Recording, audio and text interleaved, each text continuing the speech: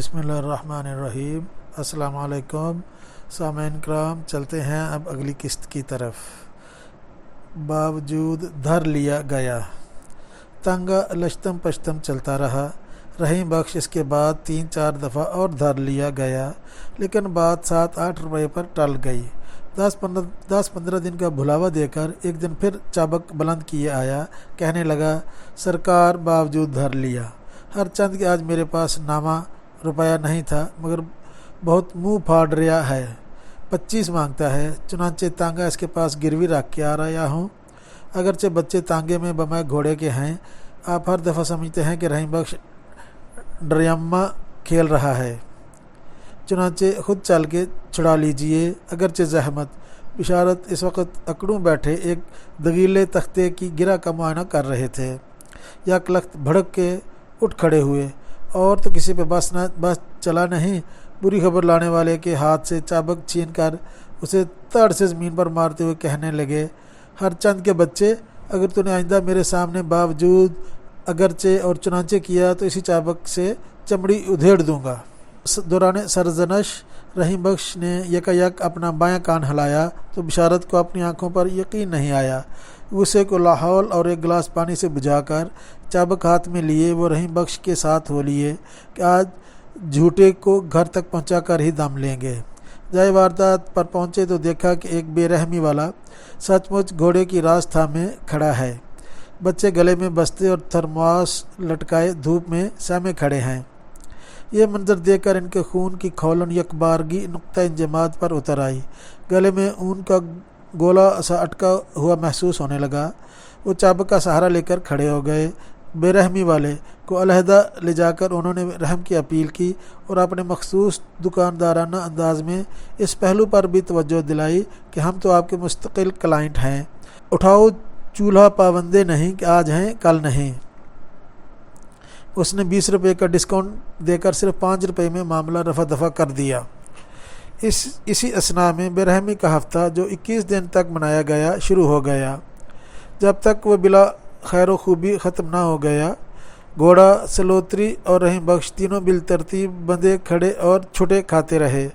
رحیم بخش کو گھوڑے کے ساتھ بریکٹ کرنا یوں بھی ضروری ہو گیا کہ اس کی خوراک گھوڑے سے کسی طرح کم نہ تھی۔ گھوڑے کو تو خیر تیسرے چوتھے بد ہضمی ہوتی رہتی تھی، لیکن رحیم بخش کا نظام ہضم نہ صرف ہر قسم کے بیکٹیریا سے بلکہ مقدار سے بھی امیون ہو گیا تھا۔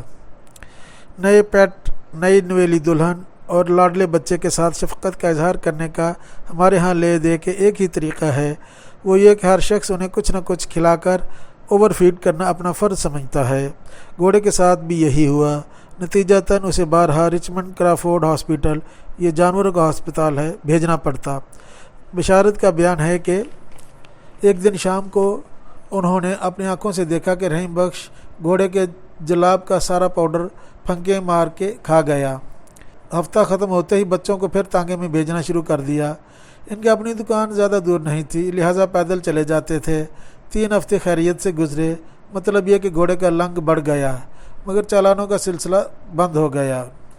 چنانچہ ہفتہ شروع ہی ہوا تھا کہ رحیم بخش چابک کا علم اٹھائے اہو بکا کرتا بائیں ٹانگ سے لنگڑاتا آیا۔ گھوڑے کی دیکھا دیکھی اب وہ بھی بائیں ٹانگ سے لنگڑانے لگا تھا۔ کہنے لگا سرکار آج پھر دھر لیا، آگاہ کیے بغیر ناگاہ دھر لیا، چنانچہ 20 روپے بھر کے آ رہا ہوں، اگرچہ میں نے بتیرے ٹھڈی میں ہاتھ دیے۔ بشارت نے بعد دستے ناخواستہ 20 روپے اس کے منہ پر مارے۔ اب جو تابڑ توڑ چالان ہونے شروع ہوئے تو چوٹ سہلانے تک کی مہلت نہ ملی۔ انہوں نے رحیم بخش کو سختی سے ہدایت کی کہ چھپ چھپا کے راستے بدل کر گلیوں گلیوں جایا کرے۔ اس وجہ احتیاط میں اس نے اپنی طرف سے اتنا اضافہ اور کر لیا کہ خود بھی چھپ کر یعنی سر سے پیر تک ایک لال کھیس اوڑھ کے تانگا چلانے لگا۔ گھونگھٹ میں صرف اس کا سگریٹ باہر نکلا رہتا تھا، لیکن اس سے واقعی بڑا فرق پڑا۔ وہ اس طرح کہ انسپکٹر اب گھوڑے کو پہچانے بغیر ہی دور سے صرف لال کھیس دے کر چالان کر دیتا تھا۔ بزرگوار کی حکمت عملیات۔ رشوت اور مالش کی مجموعی رقم اب گھوڑے کی قیمت اور ان کی قوت برداشت سے تجاوز کر چکی تھی۔ پکڑ دھکڑ کا سلسلہ کسی طرح ختم ہونے کو نہیں آتا تھا۔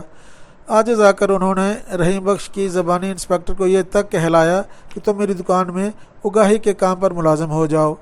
موجودہ تنخواہ سے زیادہ دوں گا۔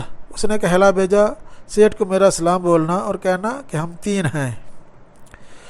انہوں نے گھوڑا تانگا بیچنا چاہا تو کسی نے 100 روپے بھی نہ لگائے۔ بالآخر اس پریشانی کا ذکر اپنے والد بزرگوار سے کیا۔ انہوں نے سارا احوال سن کر فرمایا، اس میں پریشانی کی کوئی بات نہیں، ہم دعا کریں گے۔ تانگے میں جوتنے سے پہلے 1 گلاس دم کیا ہوا دودھ پلا دیا کرو، اللہ نے چاہا تو لنگ جاتا رہے گا اور چالانوں کا سلسلہ بھی بند ہو جائے گا۔ ایک دفعہ وظیفے کا اثر تو دیکھو۔ بزرگوار نے اسی وقت رحیم بخش سے بستر پر ہارمونیم منگوایا۔ وہ دھونکنی سے ہوا برتا رہا اور بزرگوار کانپتی کپکپاتی آواز میں حمد گانے لگے۔ تیرے ہاتھ میں ہے فنا بقا، تیری شان جل جلالہ، تیری شان جل جلالہ۔ آنکھ جہاں پڑتی وہاں انگلی نہیں پڑ رہی تھی، اور جس پردے پر انگلی پڑتی اس پر پڑی ہی رہ جاتی۔ ایک مصرع گانے اور بجانے کے بعد یہ کہہ کر لیٹ گئے کہ اس ہارمونیم کے کالے پردوں کے جوڑ جکڑ گئے ہیں، ماسٹر باقر علی نے خاک مرمت کی ہے۔ دوسرے دن بزرگوار کی چارپائی ڈرائنگ روم میں آ گئی، اس لیے کہ یہی ایک ایسا کمرہ تھا جہاں گھوڑا اللہ صبح اپنے ماتھے پر اللہ لکھوانے اور دم کروانے کے لیے اندر لایا جا سکتا تھا۔ صبح تڑکے بزرگوار نے 2 نفلوں کے بعد عرق گلاب میں انگلی ڈبو کر گھوڑے کی پیشانی پر اللہ لکھا اور سموں کو لبان کی دھونی دی۔ کچھ دیر بعد اس پر ساز کسا جانے لگا تو بشارت دوڑے دوڑے بزرگوار کے پاس آئے اور کہنے لگے، گھوڑا دم کا دودھ نہیں پی رہا۔ بزرگوار متعجب ہوئے، پھر آنکھیں بند کر کے سوچ میں پڑ گئے۔ چند لمحوں بعد انہیں نیم وا کر کے فرمایا، کوئی مذائقہ نہیں، کوچوان کو پلا دو۔ گھوڑا وجع الاسنان، یہ دانتوں کے درد کو کہتے ہیں، گھوڑا وجع الاسنان میں مبتلا ہے۔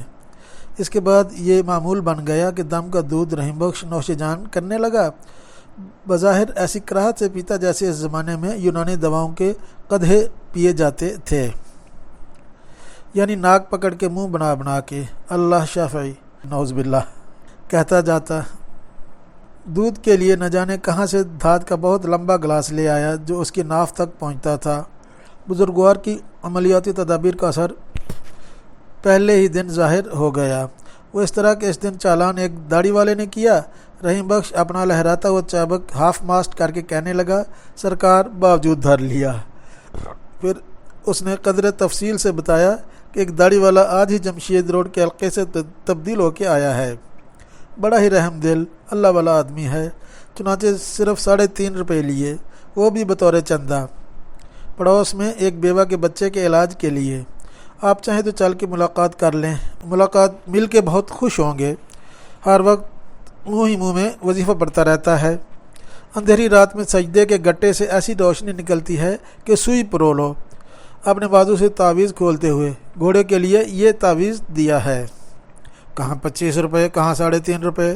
بزرگوار نے رشوت میں کمی کو اپنے وظیفے اور کشف و کرامات پر محمول کیا اور فرمایا کہ تم دیکھتے جاؤ، انشاءاللہ 40ویں دن بے رحمی کے انسپکٹر کو گھوڑے کی ٹانگ نظر آنی بند ہو جائے گی۔ بزرگوار کی چارپائی کے گرد ان کا ساز و سامان بھی ڈرائنگ روم میں کرینے سے سجا دیا گیا۔ دوائیں، bed pain, حقہ، سلفچی، harmonium, Agha Hashr کے ڈرامے، مولانا آزاد کے الہلال کے مجلد فائل، انیما کے آلات اور کجن ایکٹریس کی تصویر۔ ڈرائنگ روم اب اس قابل نہیں رہا تھا کہ اس میں گھوڑے اور بزرگوار اور ہر دو کا فضلہ اٹھانے والی مہترانی کے علاوہ کوئی اور 5 منٹ بھی ٹھہر سکے۔ بشارت کے دوستوں نے آنا چھوڑ دیا، لیکن وہ گھوڑے کی خاطر بزرگوار کو برداشت کر رہے تھے۔ ایک گھوڑا بھرے گا کتنے پیٹ۔ جس دن سے داڑھی والے مولانا تعینات ہوئے، رحیم بخش ہر چوتھے 5ویں دن آ کے سر پر کھڑا ہو جاتا، چندہ دیجیے، لیکن 2.5-3 روپے سے یا زیادہ سے زیادہ 5 روپے میں آئی بلا ٹل جاتی۔ اسے جرا کی تو معلوم ہوا کہ کراچی میں تانگے اب صرف اسی علاقے میں چلتے ہیں۔ تانگے والوں کا حال گھوڑوں سے بھی خستہ ہے۔ انہوں نے پولیس اور بے رحمی والوں کا برائے نام ماہانہ باندھ رکھا ہے، جو ان کی گزر بسر کے لیے بالکل ناکافی ہے۔ ادھر ننگے بھوکے گدھا گاڑی والے مکرانی سر پھاڑنے پر تیار ہو جاتے ہیں، زخمی گدھے، پسینے میں شرابور گدھا گاڑی والا اور پھٹے حالوں بے رحمی کا انسپکٹر۔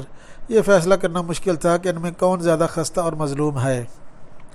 یہ تو ایسا ہی تھا جیسے ایک سوکھی بھوکی جونک دوسری سوکھی بھوکی جونک کا خون پینا چاہے۔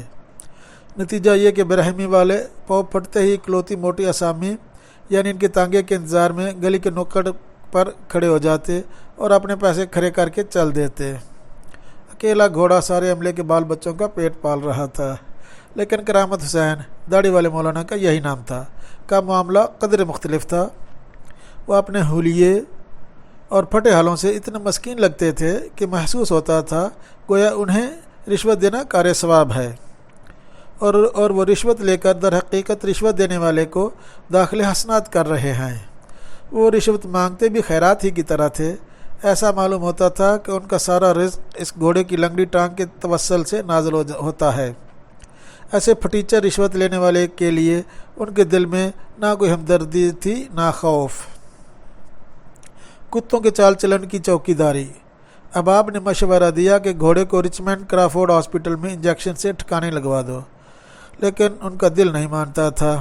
بزرگوار تو سنتے ہی روحانسی ہو گئے، کہنے لگے آج لنگڑے گھوڑے کی باری ہے، کل اپاہج باپ کی ہوگی۔ شریف گھرانوں میں آئی ہوئی دلہن اور جانور تو مار کر ہی نکلتے ہیں۔ وہ خود 3 دلہنوں کے جنازے نکال چکے تھے، اس لیے گھوڑے کے بارے میں بھی ٹھیک ہی کہتے ہوں گے۔ رحیم بخش بھی گھوڑے کو ہلاک کرانے کے سخت خلاف تھا۔ جیسے ذکر آتا اپنے 30 سالہ تجربے بیان کرنے بیٹھ جاتا۔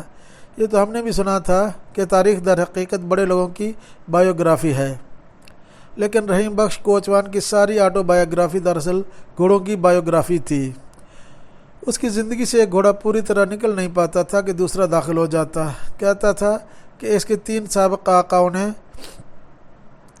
ویٹ سے گھوڑوں کو زہر کے انجیکشن لگوائے تھے۔ پہلا آقا 3 دن کے اندر ہی اندر چٹ پٹ ہو گیا۔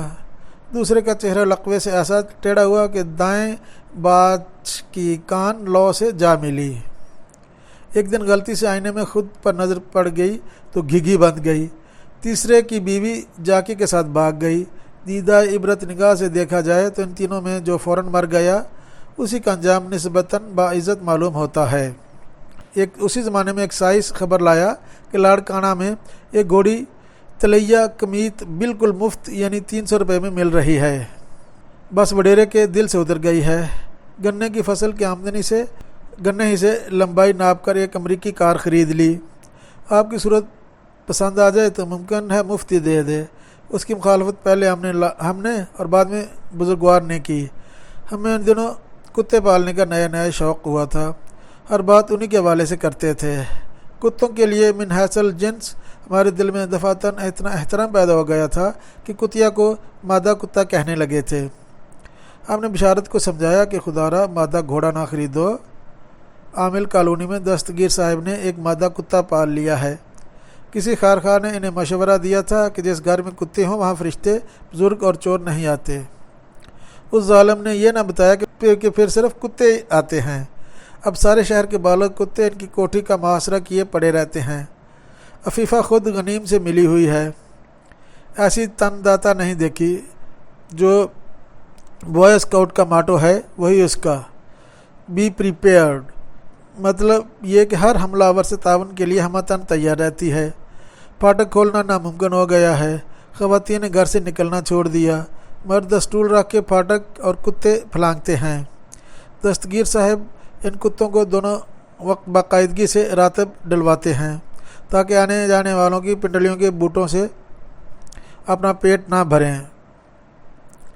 ایک دفعہ راتب میں زہر بھی ڈلوا کر بھی دیکھ لیا۔ گلی میں کشتوں کے پشتے لگ گئے، اپنے خرچ پر ان کی تدفین کروائی۔ ایک صاحب کا پالتو کتا جو صحبت بد میں پڑ گیا تھا اس رات گھر والوں کی نظر بچا کر تماش بینی کرنے آیا، وہ بھی وہیں کھیت رہا۔ ان جید کتوں کے مرنے سے جو خلا پیدا ہوا وہ اسی طرح پر ہوا جس طرح ادب اور سیاست میں پر ہوتا ہے۔ مطلب یہ کہ نئی نسل کے نوجوانوں نے آگے بڑھ کر اس تیزی سے پر کیا کہ خلا بالکل ناکافی ثابت ہوا۔